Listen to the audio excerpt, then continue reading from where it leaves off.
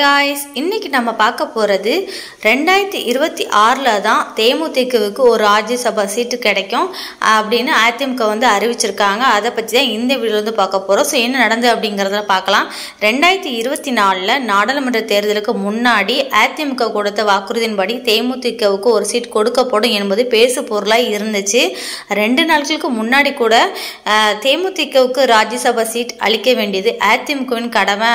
அது 2024 தேர்தல் போதே முடிவு செய்யப்பட்டுச்சு என பிரேமலதா வந்து கூறியிருந்தாங்க. இந்த நிலையில அதிமுகக்கான 2 இடங்களுக்கு அதிமுக முன்னாள் எம்எல்ஏ வழக்கறிஞர் தனபால் 2 வரும் வேட்பாளராக அதிமுக வந்து அறிவிக்கப்பட்டிருந்தாங்க. மேலும் தேமுதிகவுக்கு இப்போதைக்கு சீட் ஒதுக்கப்படவில்லை என்றாலும் 2026இல் மாநிலங்களவை தேர்தலில் தேமுதிகவுக்கு ஒரு சீட் ஒதுக்கப்படும் என அதிமுக துணை பொதுச் செயலாளர் KP முனுசாமி வந்து அறிவிச்சிருந்தாங்க. அதிமுகவின் அதிகாரப்பூர்வ அறிக்கையிலும் அதிமுக தலைமையிலான கூட்டணியிலும் தேமுதிக தொடரும் அப்படிங்கிறதையும் சொல்லியிருந்தாங்க.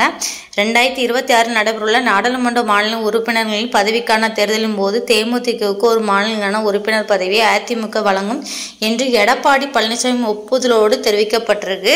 ஸோ இதை பற்றி உங்களுடைய கருத்து என்னங்கிறத கீழே கமெண்ட் பண்ணுங்க. தேங்க்ஸ்.